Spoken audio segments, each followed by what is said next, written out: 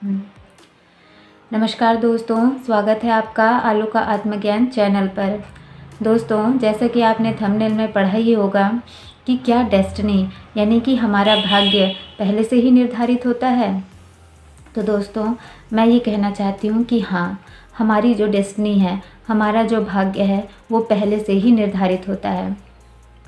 तो आप अब ये कहेंगे कि अगर हमारी डेस्टिनी, हमारा भाग्य पहले से ही निर्धारित होता है तो हमें कर्म करने का मतलब क्या है, हम कर्म क्यों करें, हम हाथ पर हाथ धरकर बैठ जाते हैं, जो होना है वो तो होता ही रहेगा।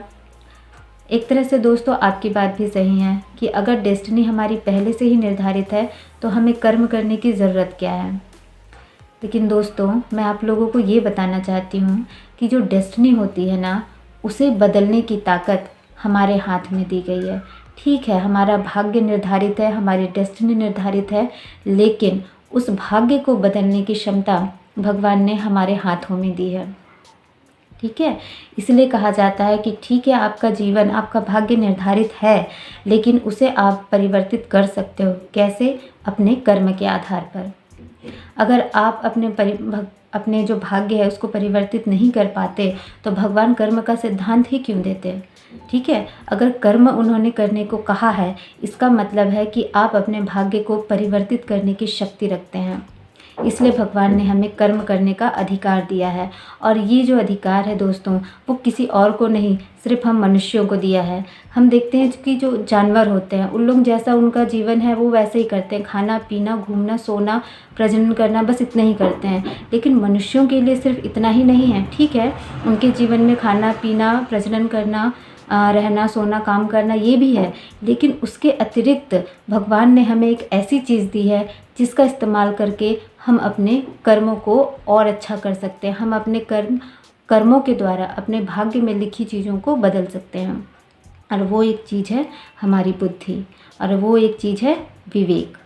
तो हम अपनी बुद्धि का, अपने विवेक का इस्तेमाल करके अपने जीवन को अच्छा कर सकते हैं, अपने जीवन को सुखदायक बना सकते हैं, आनंद से भर सकते हैं।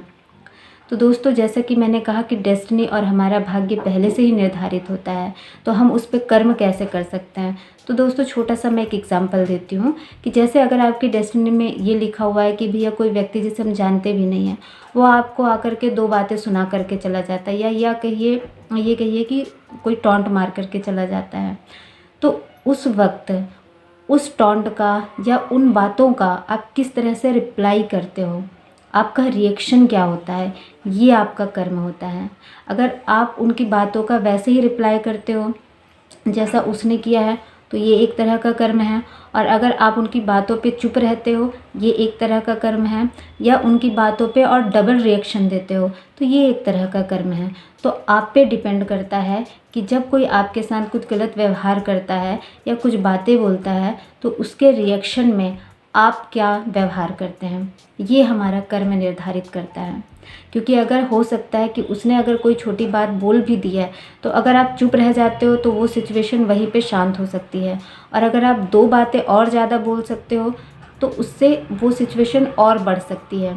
तो यही है ना कि डेस्टिनी हमारी निर्धारित है कि वो आदमी या कोई व्यक्ति आकर के हमें कुछ बोले, लेकिन उसको बड़ा करना, छोटा करना या समाप्त करना, ये हमारे रिएक्शन पर डिपेंड करता है, ये हमारे कर्म पर डिपेंड करता है। समझ में आ रहा है? एक और एग्जांपल देती हूँ। एक स्टोरी है, एक छोटी सी स्टोरी मैं शॉर्ट में समझाती हूँ कि जैसे एक दो व्यक्ति होते हैं। ठीक है, एक व्यक्ति जो होता है वो भगवान की पूजा में निरंतर लगा रहता है और अच्छे आचरण करता है, लोगों की सेवा करता है, दान पुण्य करता है, सारे अच्छे आचरण करता है। और एक दूसरा व्यक्ति होता है जो हर समय गलत कर्म करता है, जो अमीर भी होता है, पैसे वाला भी होता है, लेकिन गलत काम करता है, दूसरों के साथ भी गलत व्यवहार करता है और अपने जीवन को भी बर्बाद करने के लिए शराब, मांस, ये सब चीज़ों में लगा रहता है और गलत हरकतें भी करता है। लेकिन वो अमीर होता है और बहुत पैसे वाला भी होता है। एक बार क्या होता है कि जो अच्छा वाला दोस्त है वो कहीं जाता रहता है, तो उसकी किसी गाड़ी से एक्सीडेंट हो जाता है और उसको बाहर पूरी चोटें लग जाती हैं। तो फिर वो भगवान से ये बोलता है कि हे भगवान, मैं तो इतना अच्छा हूँ, मैं आपकी हमेशा पूजा करता हूँ, मैं हमेशा अच्छे आचरण करता हूँ, दूसरों के लिए भी बुरा नहीं सोचता बल्कि उनके लिए अच्छे के लिए ही कामना करता हूँ, लेकिन उसके बावजूद भी मेरा इतना बड़ा एक्सीडेंट हो गया और मुझे इतनी सारी चोटें आ गई। और वो व्यक्ति जो हमेशा गलत कर्म करता है, गलत काम करता है, दूसरों को दुख पहुंचाता है, उसके साथ ऐसा कुछ नहीं हुआ, वो तो अच्छे से बहुत अमीर भी है और बहुत अच्छे से रहता है, ऐसा क्यों? तो फिर भगवान बोलते हैं कि दोस्तों, पहली बात तो मैं यहाँ ये बताना चाहती हूँ कि एक स्टोरी है, तो इसकी स्टोरी का जो सारांश होगा ना, जो मोरल होगा, आप उसको लीजिएगा, वर्ड्स पे मत जाइएगा, ठीक है? तो मोरल ऑफ द स्टोरी को आप कैच करिएगा।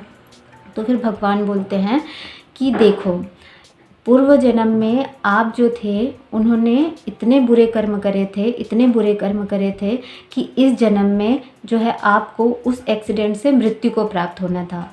मतलब उनके कर्म, मतलब उनकी डेस्टिनी में इतना लिखा हुआ था कि उस एक्सीडेंट से उस व्यक्ति की मृत्यु लिखी हुई थी। लेकिन इस जन्म में उसने इतना अच्छा कर्म किया, दान पुण्य किए, भगवान का स्मरण किया और अच्छे मार्ग पर चला, जिसकी वजह से उसकी जो मृत्यु है, जो उस एक्सीडेंट से होनी थी, वो टल गई और सिर्फ चोटें या खरोच में बदल गई, ठीक है? और दूसरे व्यक्ति के बारे में बोलते हैं कि उस व्यक्ति ने पिछले जन्म में इतने अच्छे कर्म किए थे, इतने अच्छे कर्म किए थे कि उसे इस जन्म में दुनिया का सम्राट होना था। क्या होना था? दुनिया का सम्राट होना था। लेकिन इस जन्म में उसने इतने गलत कर्म किए, इतने गलत कर्म किए कि वो जो सम्राट होने की पदवी है, जो सम्राट होने का जो सिंहासन है, वो उससे छिन गया और वो सिर्फ एक अमीर व्यक्ति के रूप में रह गया। जो उसको इतना मिलना था, उसको बस अब इतना मिला है, मतलब सिर्फ वो अमीर व्यक्ति हो गया है, उससे ज़्यादा वो कुछ नहीं है। तो ये होता है दोस्तों। तो ये स्टोरी सुनाने का मतलब मेरा सिर्फ इतना है कि आप जो इसका मोरल है, जो मैं बात कहना चाहती हूँ, उसे आप समझ सको, ठीक है? तो वही चीज़ है, डेस्टिनी हमारी निर्धारित होती है कि हमारे जीवन में ये सिचुएशन आएगी या ये सिचुएशन नहीं आएगी, कुछ अच्छी चीज़ें भी आएंगी, कुछ बुरे भी चीज़ें आएंगी, क्योंकि हमारा जो मनुष्य जन्म मिला होता है वो हमारे अच्छे कर्मों और बुरे कर्मों दोनों को मिला करके बना होता है, ठीक है? तो हमें शुभ भी मिलेगा और अशुभ भी मिलेगा, हमें पाप का फल भी मिलेगा और पुण्य का भी फल मिलेगा, लेकिन उन्हें कम या ज़्यादा करना वो हमारे हाथ में है। आप उन्हें अच्छे कर्म करके अपनी अच्छाइयों को, अपने इस जन्म को सुधार सकते हैं, या बुरे कर्म करके अपने इस जन्म को फिर से नरक बना सकते हैं। ये हमारे हाथ में होता है। इसलिए भगवान हमेशा कर्म पर बल देते हैं। ये दुनिया जो होती है ना महिला प्रधान होती है, ना पुरुष प्रधान होता है। ये जो दुनिया होती है ना, वो कर्म प्रधान होता है। तो आप कर्म करिए और अपने कर्मों पर ध्यान दीजिए, ईश्वर का स्मरण करिए, उनसे बोलिए कि भगवान हमें सद्बुद्धि दे और हमें सही मार्ग पर ले जाएं, ताकि हम अपना जो भाग्य है उसे बदल सकें और एक सही मार्ग पर चल सकें। तो दोस्तों, उम्मीद करती हूँ कि आप लोगों को इससे कुछ क्लैरिटी मिली होगी, क्योंकि आजकल लोगों को इस चीज़ पे बहुत ज़्यादा कन्फ्यूज़न होता है कि डेस्टिनी अगर पहले से लिखी हुई है तो हम कर्म क्यों करें। तो बहुत सारे लोग इसी कन्फ्यूज़न में होते हैं। तो मुझे लगा कि इस टॉपिक पे मुझे ये वीडियो बनाना चाहिए। तो आई होप कि आप लोगों को थोड़ी सी क्लैरिटी मिली होगी, और अगर आप लोगों को ये वीडियो अच्छा लगा होगा, पसंद आया होगा, तो प्लीज़ वीडियो को लाइक ज़रूर कीजिएगा, चैनल को सब्सक्राइब कीजिएगा और कमेंट करके बताइएगा कि आप लोगों को ये वीडियो कैसा लगा। धन्यवाद।